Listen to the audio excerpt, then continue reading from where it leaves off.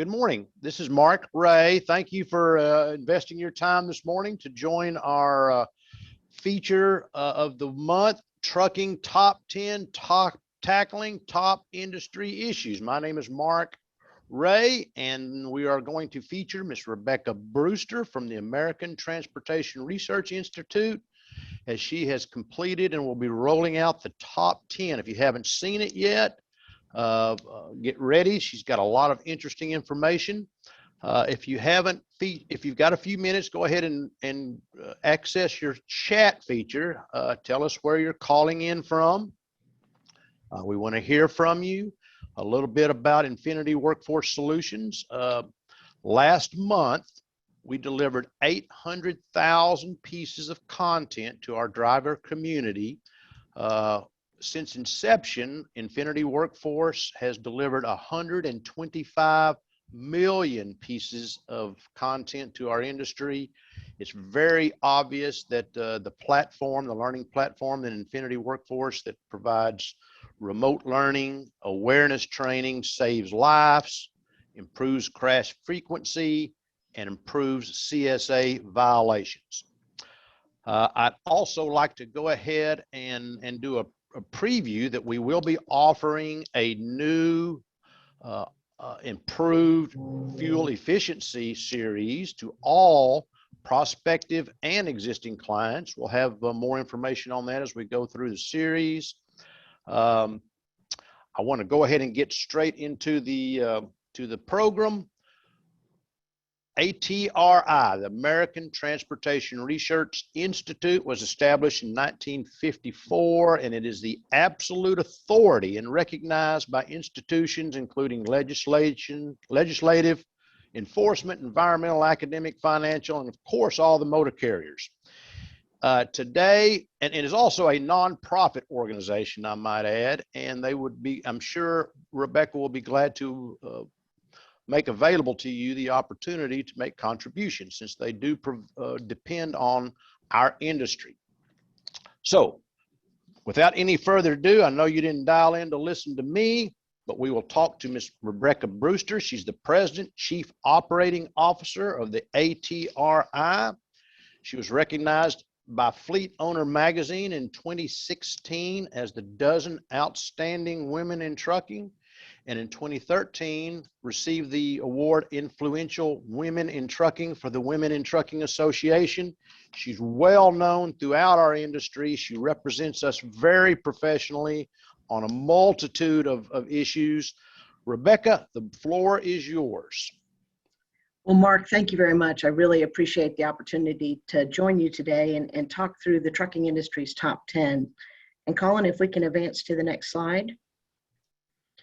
And actually, we can go to the next one. Thank you. So I hope everyone is familiar with ATRI. We are the trucking industry's not-for-profit research organization. And most of the work that we do on your behalf is generally focused in the areas you see here. One of the hallmarks of ATRI is that we provide all of our research free of charge. And so I've listed my website address here, truckingresearch.org. I'll put it up again at the end. But if you see a study today that you are particularly interested in, you can go and download that study at no cost. And as Mark indicated, we are a 501c3 charitable research organization. So if you see value in the work that ATRI does on behalf of the trucking industry, we would certainly welcome a charitable contribution from you personally or from your organization. Next slide. At ATRI, we are governed by a board of directors made up of the CEOs of the organizations you see here. Our current chair is Derek Leathers, the chairman of Werner Enterprises. Next slide. However, where the real heavy work gets done at ATRI is the members of our research advisory committee. And so the men and women that represent the organizations you see here are charged with annually identifying the trucking industry's top research needs. This group and their predecessors gets together once a year, every March. They typically review some 25 to 30 different research proposals. And after a very thorough vetting of each of those proposals and the value each would bring to the industry, they vote and come up with a list of the top, typically 5 to 8 studies that ATRI will focus on over the next year. And what's so compelling about this group is its makeup in terms of representation in the industry. We have both large trucking fleets and small trucking fleets. We have driver groups represented, both OIDA and the Teamsters are represented. We have law enforcement, government representation, truck stop operators. It really is a very diverse group of trucking industry stakeholders. Next slide.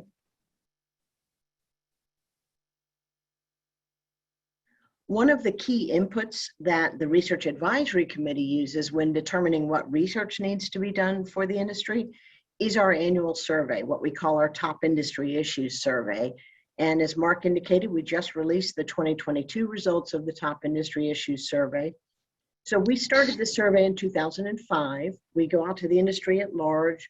It doesn't take you long to take the survey. I hope everyone has already participated in it at some year, and hopefully this most recent one. You're presented with a list of critical issues in the industry. You are asked to pick your top 3.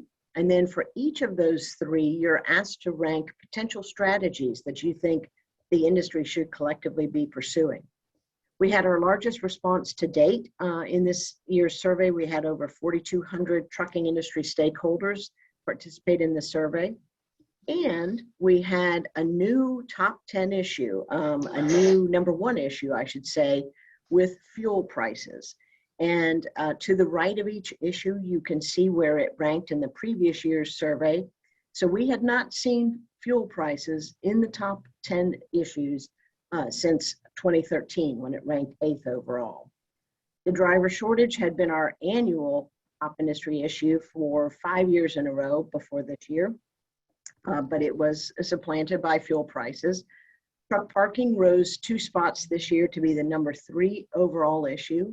Driver compensation, number 4. And then another issue we hadn't seen in a couple of years, the state of the nation's economy, coming in at number 8 overall. One other note on the top 10 list, you'll see number 9 is speed limiters. And we know that this year, in 2022, earlier this year, FMCSA issued a notice of intent to enter into a speed limiter rulemaking in 2023. And so a lot of concern on the part of particularly drivers for what that speed limiter rulemaking might look like. Next slide. So those are the overall results. This is what it looks like when you break out how motor carriers rank the issues versus how commercial drivers rank the issues. And on the motor carrier side, not surprising, each year we see the same thing. Top 2 issues, finding and keeping drivers. And what I always like to remind folks, motor carriers, is if your top concerns are finding and keeping drivers, then you really need to understand and do what you can to impact those issues that professional drivers say concern them the most. And number 1 for the 3rd year in a row for professional drivers, the lack of available truck parking. Fuel prices, number 2, and number 3 for drivers, driver compensation. Next slide. I mentioned that the first year we did this was in 2005, and I just thought it was fascinating that some 18 years later, here we are, same top 2 issues, fuel costs and driver shortage. So Mark, the more things change, the more they stay the same. Yeah, absolutely. Next slide. So fuel prices. I mentioned that it was back in the top 10 for the first time since 2023. This figure actually illustrates how painful it is for the industry in terms of the rise in fuel prices since 2018. If you download a copy of the full report, the full top industry issues report, you'll see not only the overall ranking, the strategies the industry believes we should be pursuing at driver motor carrier breakout, but also we break out the top 3 issues among company drivers and among owner operators and independent contractors. And so you see fuel was the number 1 issue for our owner operator respondents. In our annual operational cost of trucking, which I'll talk about, we saw just from 2020 to 2021, more than 35% increase in fuel prices. And I suspect when we start that data collection again in 2023, we will see another significant climb. And I know, Mark, that you all have a way to help folks with fuel prices. Absolutely. And you know, a lot of people say, well, you got fuel surcharge to distribute those increases, but that doesn't cover everything. There are a lot of things that can be done for fuel consumption. Infinity Workforce has updated and revised a series on fuel consumption, which is they're going to offer free. If you can go to I think there's an offer, the next slide, to participate, but if not, it'll be at the end. It's a series that goes over fuel consumption. It's in the chat feature right there. I know a lot of things change since we are, as an industry, transferring from 10 speeds and 13 speeds to automatics, but we've identified that and have a lot of takeaways that can be used. The results have already come back with 3 to 13% improvement. So that's free to all of our existing clients and all of our prospective clients. That's great. Thanks, Mark. Next slide.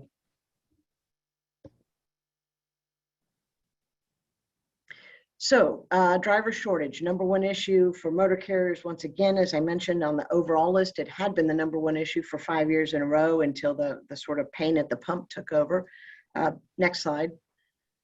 But one of the drivers, if you'll pardon the pun, for why we see the driver shortage as a top issue is the age of our driver workforce. And so this is actually data from the Bureau of Labor Statistics that compares the age of our driver workforce to professional and business services, construction, and the entire U.S. workforce. And the truck driver data is represented in the blue line.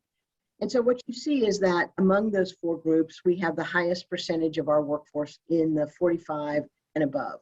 And that's good news, because that means we have an older, more mature, generally more experienced driver workforce. But let's be honest, the real challenge for us as an industry is among those 4 groups, we have the lowest percentage of our workforce in the 44 and younger, and particularly in the 20 to 24 year age bracket. So as the men and women on the right side of that bar graph begin to retire, we will really face an even steeper cliff in terms of the driver shortage if we don't do a better job of bringing young people into the industry. Next slide. So this was a study we released just a little earlier this year, looking at how is the industry poised and what is the industry doing to recruit, train, and retain younger individuals. And so we had several steps in this study. We did an industry survey at large to understand sort of where the industry falls on bringing younger people into the industry. Then we talked to a number of fleets that were already successfully recruiting younger folks for driving positions, for technician positions, to work on the dock, to work in the back office. And also, and I think perhaps most compelling in terms of the findings, we talked to younger drivers, folks under the age of 25 who had chosen to come into the industry and were working for fleets. And so I wanted to share a little bit about what those younger folks said. Next slide. So clearly, pay is important. 40% of those younger drivers said that pay was a top reason why they came into the industry, but 60% said there was some other motivator that was equally or more important. And so it's important for us to remember, while pay is important, there are a lot of things we can do in our organizations to attract young people. And you can see that company culture is important and it matters to people, younger individuals in particular. And that aligns with the research that we've seen about millennial and Gen Z individuals overall, not just in the trucking industry. Next slide. What can we do a better job of as an industry, according to the training that the young drivers received? Better training for our trainers. And so I know, Mark, you all have that's your job there. And so you all have a lot of great products to improve that training. But other things we can do, to the extent that we can start to bring young people into the industry, over and over, the younger drivers told us, when I can receive training from someone who's walked in my shoes, who's been a younger driver themselves and sort of gone up through the ranks, that's important. We want more driving time, more variety in the types of routes we do so that we feel better prepared to be out on the road. So there's a lot of great findings there about what younger individuals are looking for in their training. Next slide. And then how do we keep them? Well, one of the challenges, and this is true not just among millennial and Gen Z drivers, but millennial and Gen Z employees overall, is they appreciate schedule flexibility. And particularly in talking to the fleets we talk to, that's one of the challenges, because frequently they bump up against younger individuals who want to be done at Friday at 5 o'clock. And for those who've been in the industry, know that's not always the way the trucking industry works. And so we've got to figure out how to work with our customers and our scheduling to still allow these younger individuals to have that flexibility built into their schedule.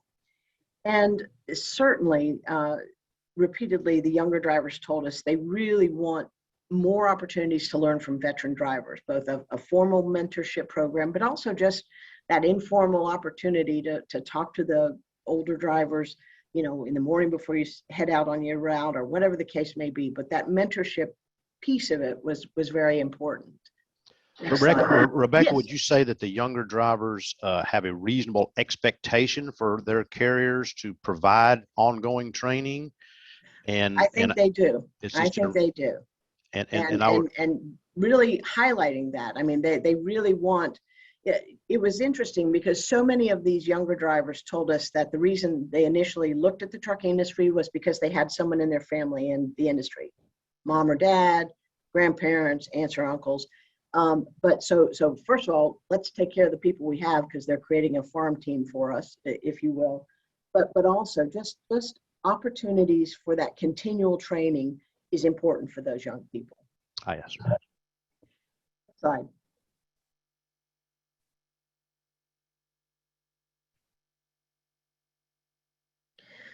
So truck parking has been one of the issues that has been a soapbox issue for me, because I find it so frustrating that we are so reliant as a national economy on the men and women who deliver freight for us, and yet we're not providing adequate, safe places for them to rest at night when they're out on the road, and that's an untenable situation.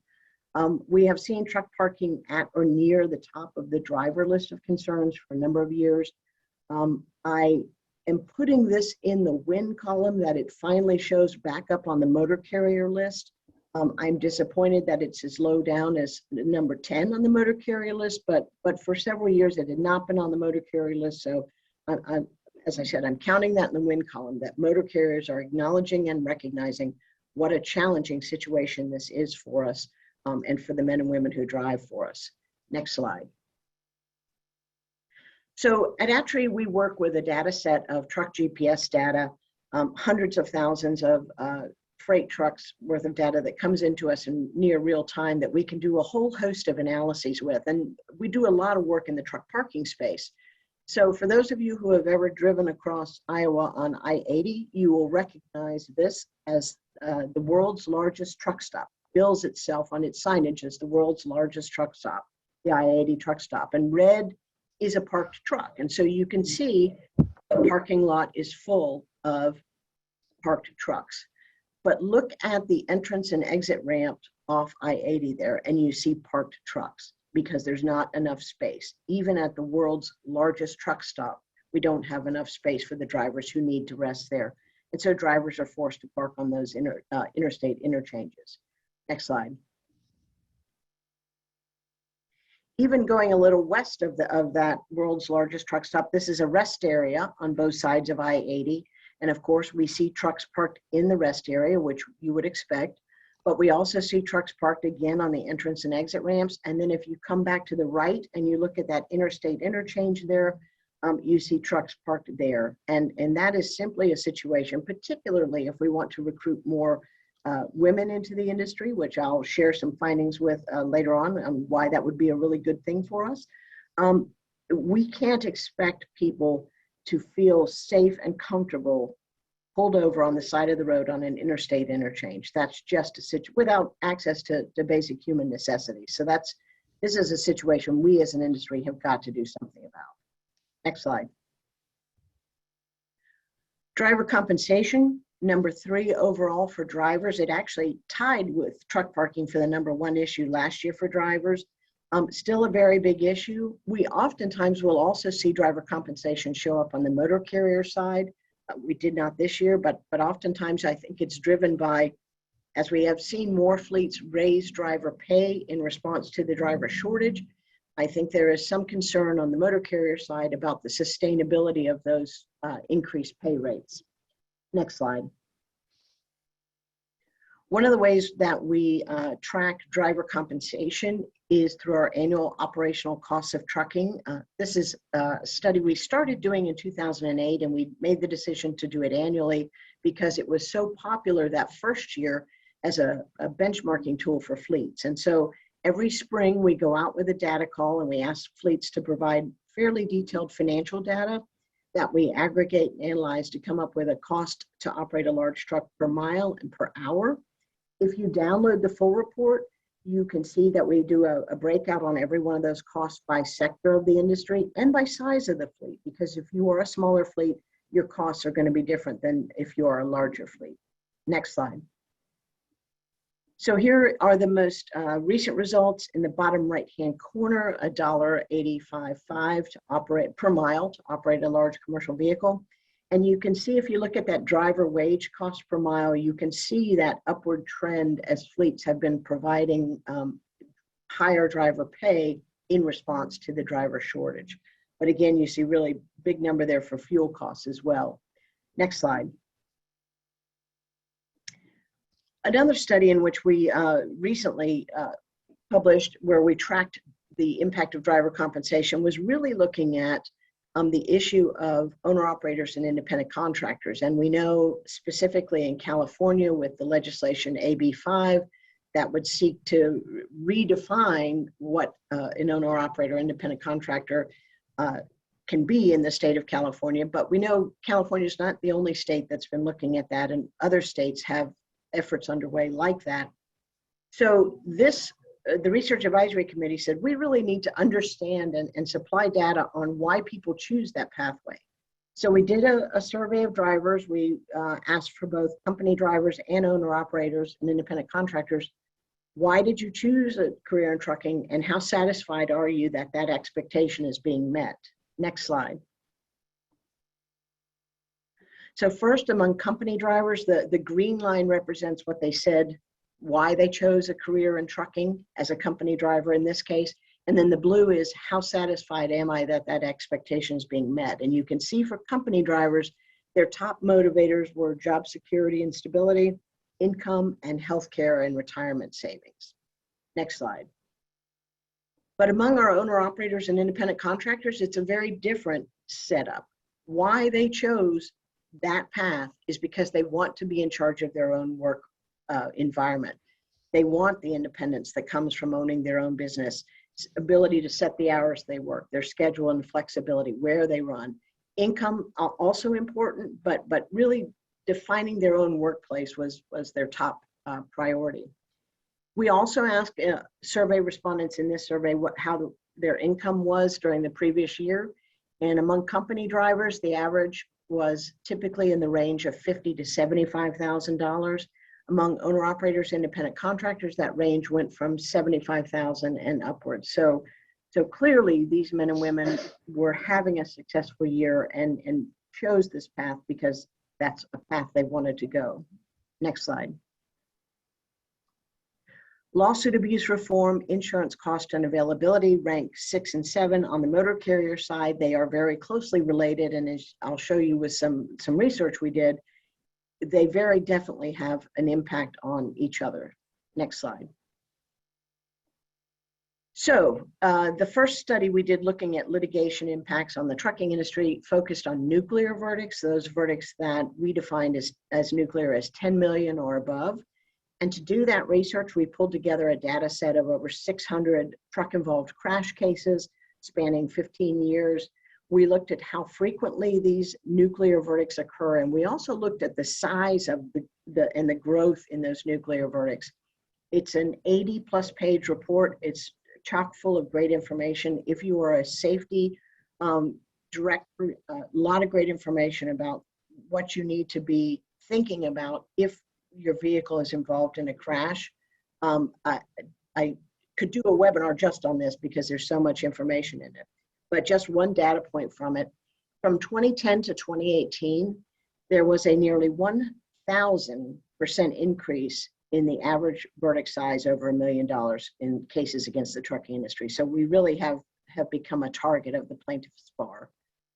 Next slide. That would be that report would certainly be beneficial to a safety executive to pass on to possibly his chief finance officer for review. Oh, absolutely. Absolutely. I mean, there's really nuggets in it and great information in it for everybody across the fleet, really and truly, Mark. But those nuclear verdicts, while they are certainly headline grabbing, they do not occur all the time, thankfully. But what we do see in the industry almost on a weekly basis are those small verdicts and settlements under $1 million. And so our research advisory committee had us look at those, similar methodology. And it's interesting, not surprising, but interesting that for similar crash types, settlement payments were nearly 38% larger than verdicts. And we hypothesize that that occurs because some combination of your defense attorney and your insurance carrier encourages the fleet to go ahead and settle rather than risk taking a case to court where it could become a nuclear verdict. And so oftentimes those settlement payments are higher. Next slide. Large verdicts, large settlements, small settlements, they all ultimately lead to increased insurance costs for the industry.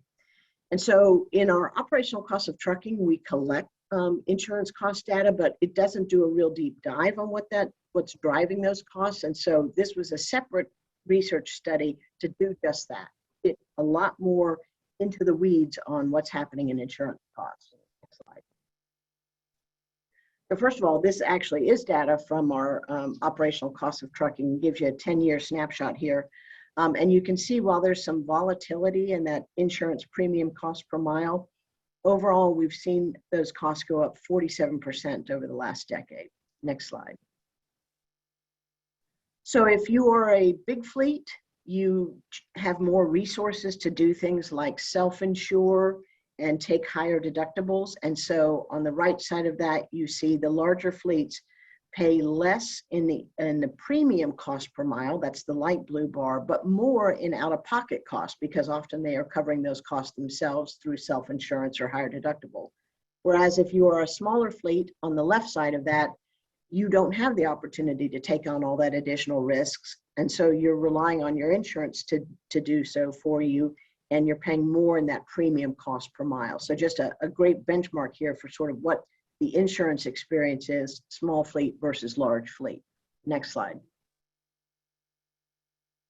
We obviously, one way to reduce your crash involvement is to deploy safety technology. And so we asked the participants in this research to identify between 2018 and 2020 what safety technologies they had deployed. And you can see the majority indicated that road-facing cameras were their safety technology of choice. But I think this particular slide really tells a great story for the industry's commitment to improving its safety and making the investment in those safety technologies. Next slide. So we looked at the crash involvement across the 3 years of the fleets that provided data for us. And on the right-hand side, it's not surprising if your fleet experienced a involvement in your crash, or increase in your crash involvement over that time period, your premiums increased. That's a no-duh. Unfortunately for the industry, if you look at the left side of that, even if your crash involvement went down over that 3-year period, you still saw your premiums increase. And that's because the insurance companies have been having such a tough time of it with all these increased litigation against the trucking industry. Next slide. It's interesting to me that while drivers are still concerned about transportation infrastructure and the congestion that they face on the roadway, it did not show up on the motor carrier list this year, nor did it show up in the top 10. Now, we do know that at the end of last year, we finally got Congress to pass and the president signed the Infrastructure Investment and Jobs Act. So we will start to see a real significant investment in the nation's infrastructure. So perhaps it fell off the motor carrier list because people feel like, well, we're finally going to get to do something about the infrastructure, but drivers feel that congestion pain every day. Next slide. So probably one of the best known research products that we produce with our truck GPS data is what we call our annual list of the top truck bottlenecks. And so for this research, we continually monitor congestion at over 300 locations on the nation's transportation system. We look at how slowly trucks are operating and how many trucks are stuck in that congestion. So speed and volume go into a calculation to come up with the 100 worst places to operate a truck. The states in blue, including yours, Mark, I see that. have the most of those top 100 truck bottlenecks. In fact, Texas leads with 14. Houston, I believe, has 8 or 9 of those top 14 truck bottlenecks in Texas. So just really challenging places for trucks to operate.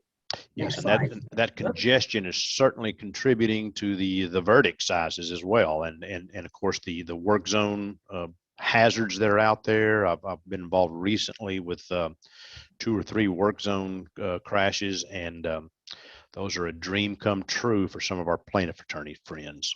Oh, absolutely. And you know, we need the infrastructure investment that we're going to get from the infrastructure bill, but it's going to mean more orange cones, more interactions between cars and trucks in those work zones, and more opportunity for those incidents. So absolutely, that's where, again, we've just got to stay diligent in our training, in our safety technology deployment, and really stay on top of that as best we can. Next slide.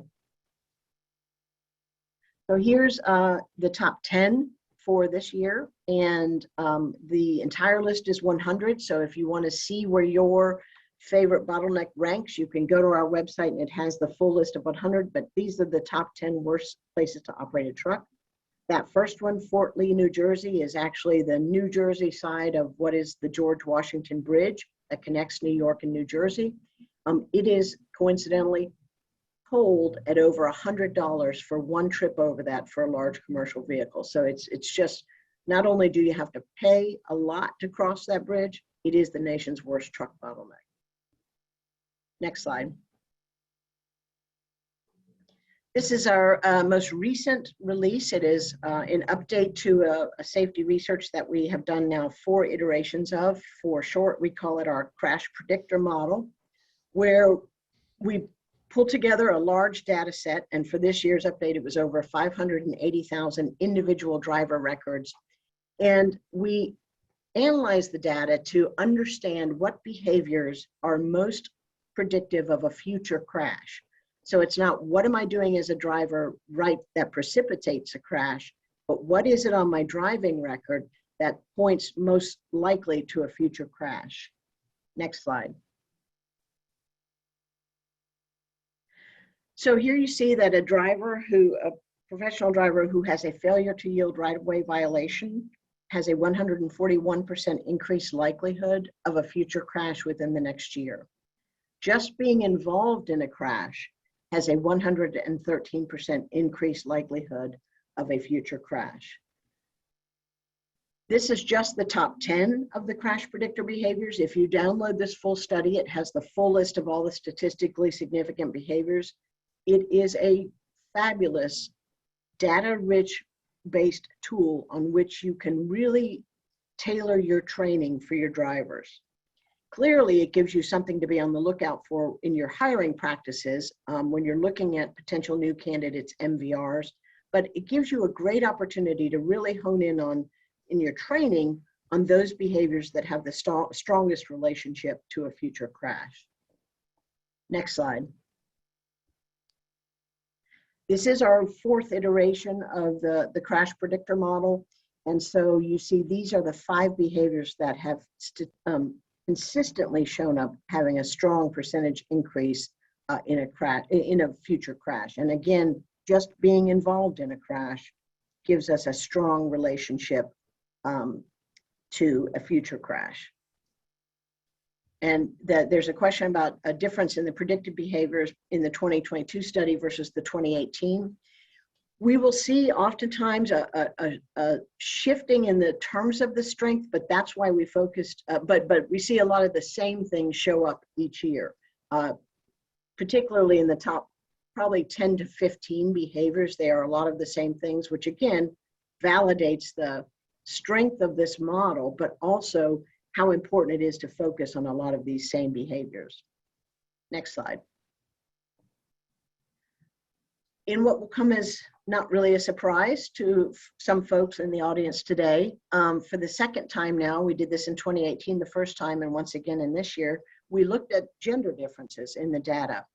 And female professional drivers outperformed males in every one of the statistically significant behaviors that we looked at. In this year's analysis, male drivers were 14% more likely to be involved in a crash, which was down from what we saw in 2018, where it was a 20% increased likelihood for males to be involved in a crash versus female. But again, a great data story for why we need to be focused on bringing more female drivers into the industry. But we got to solve that truck parking issue, or at least start to mitigate that truck parking issue to make it more attractive for women to choose a career as a long-haul driver. Next slide. So one of the disconnects for us in looking at the data was that according to the Bureau of Labor Statistics, females represent about just under 7% of the driving population. But when we were looking at the inspection data that we used, over 580,000 drivers, only 2.7% of those drivers were females. So where are the rest of them? So we tested a whole host of about 6 different hypotheses. And in the end, we think one of the highest likelihoods is because when we looked at the type of CDL the drivers all held, females held nearly twice as many Class B or C CDLs as the males in the data set. And so there is the probability that they are driving vehicles and driving on routes that are not as likely to be pulled over for an inspection. And so they're just not showing up in the inspection data because of that. But it was a surprising finding for us. The other thing we wanted to look at, given the Drive Safe Act and the focus on bringing younger people into the industry, is we wanted to look at the safety performance of those younger drivers. And so we created 2 distinct groups because we didn't want any nuances between 22, 23. So we carved out everybody who was under 21 in the data set and everyone who was over 24. So those are the 2 groups we looked at. Now, you can see out of that large data set, there were only 1,700 drivers under 21 years old.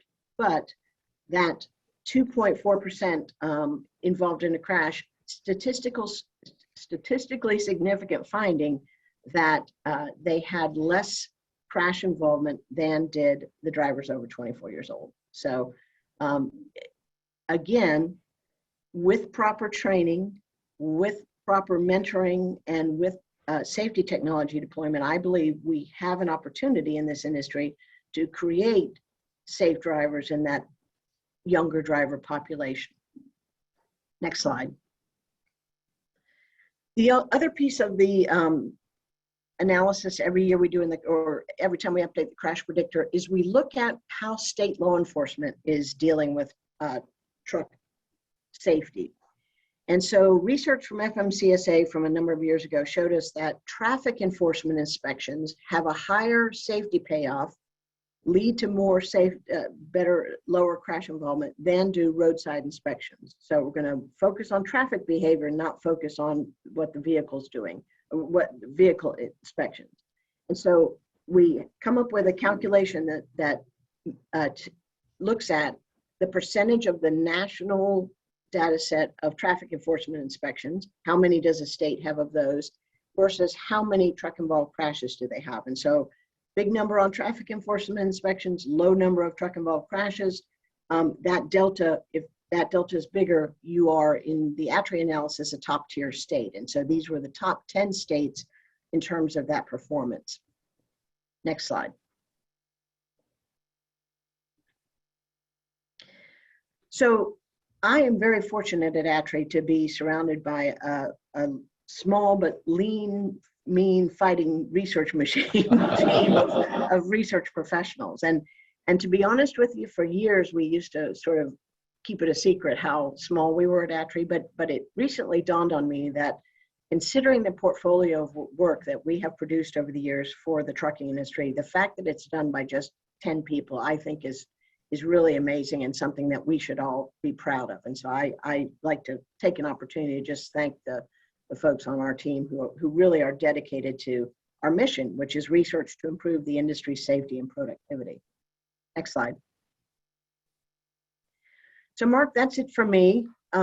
Here is the contact information for me, and again, our website address where you can download any of the studies that I talked about today, but anything from our entire portfolio of research over the years.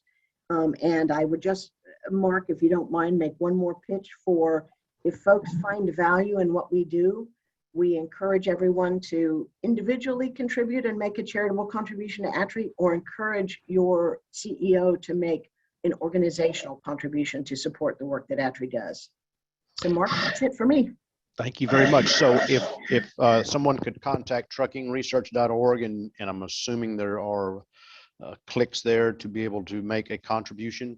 They are indeed. It's there's a button on our homepage that says support ATRI's work, and you can do it by credit card, and it's real easy to do.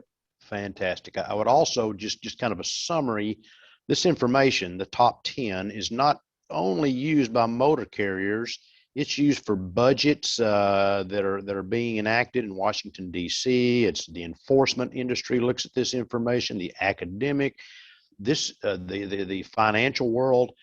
A lot of people use this as determinations on how to look at next year's projects, how to address these issues. So it's a very important document, and we certainly appreciate all the work that goes into this.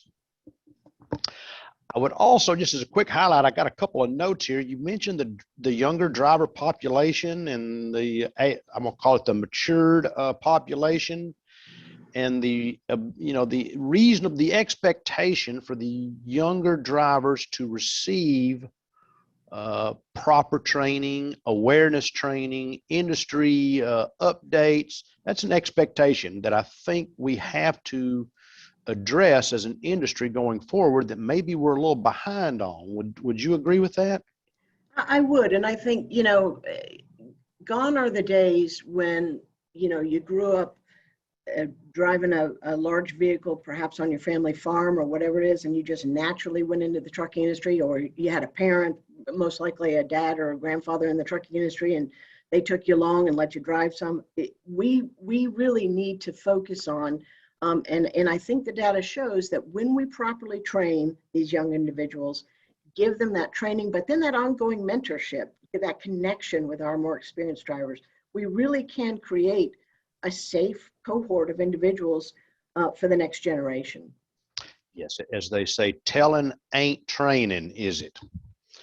Absolutely. And I would also say poor training, getting back to the driver shortage issue, poor training certainly contributes to the driver shortage issue.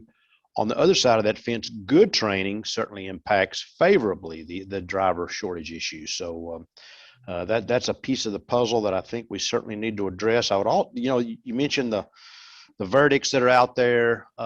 Everybody you talk to sees the billboard attorneys, and the bottom line is the plaintiff's attorneys are getting a very good return on the investment that they're making on those billboards and those commercials at our expense. Is that kind of summarize where we're at on the plaintiff side of the world?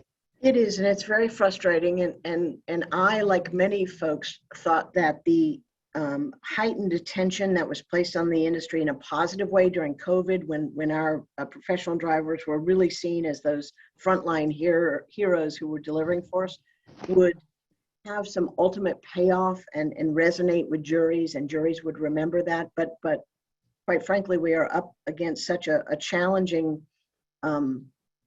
foe in the plaintiff's bar who really knows how to manipulate those juries to go against trucking fleets. And so it is very frustrating that we continue to see that. So that's why, particularly in that nuclear verdict study, there's such great information, as you, Mark, pointed out, from everybody from the the CEO to the safety director to the risk manager.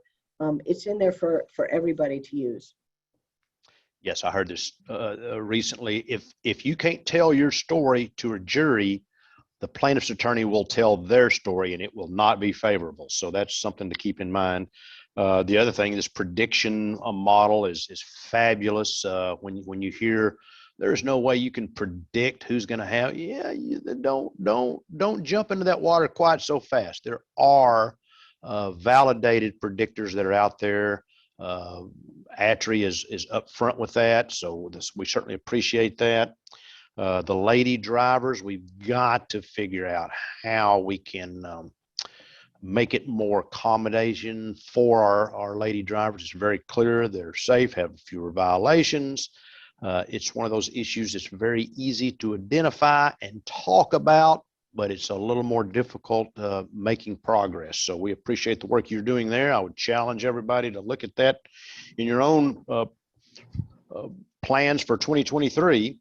And of course, fuel is out there, and whoever can figure it. Here we go. The paint at the pump. Luckily, or fortunately, Infinity has revised and updated. We are offering a 6-month free access to the fuel efficiency content. There's the link below. We encourage you to take advantage of that. It's very well done. It's got significant results already. So that's the number one issue that's out there, as we know. And not only that, I think we're looking at a diesel shortage coming up later this year, what's left of this year. So whoever can use their diesel fuel the wisest will probably be the winner. So please feel free to, if you want, and we've got the poll questions that have popped up here. Yes, if I want to see a demonstration of the Infinity Workforce System, just answer yes. I would remind everyone that we're not new at this. We did deliver 800,000 pieces of content last month to the driving population. We've delivered 125 million since inception. A lot of it's awareness training. It's as simple as a seatbelt. It's as complicated as fuel efficiency and things such as that. We cover the whole gamut. There's over 850 pieces of content. A lot of people use their own custom content. If you've got a specialized operation like auto hauling or oil and gas, you can certainly upload your own custom content. So if you would like to accept the offer for a free demo, just click the yes button. If you're running on fumes and you want to participate in the fuel efficiency, item number 2, just click yes on the poll. And yes, I need drivers, professional drivers that have good training, that we are going to properly set up for success in our industry. Click yes on number 3. The days of throwing the keys at them and saying, get out there and do that, are well behind us. So we would encourage you to take us up on our offer on our recruiting program, item number 3. Wow, Rebecca, you got me a lot of things to think about here. The fuel issue has popped back up just like it did in 2005. And I certainly remember those days in 2005 when we were paying $4 a gallon. I thought the world was going to end, but it didn't. And now it's popped right back up in 2022. You gave us, and if you need the email or the contact, the website for truckingresearch.org is how we can get a hold of the ATRI. And I'll be honest with you, Rebecca, I've used your information in the courts. It's absolutely the authority. Nobody has ever been able to contest it. And we appreciate all the work you do for us. I'm going to sign off. If there's any other questions, I got a bunch of thank yous. Somebody asked if this would be available. The answer is yes. We will send a follow-up as a replay. The Thanksgiving season is in front of us. I hope we need to watch out for the traveling tourists that are out there. They're not a bit distracted, let's say, in the fog and some of these seasonal changes, but have a Merry Christmas upcoming and a happy Thanksgiving. Thank you very much.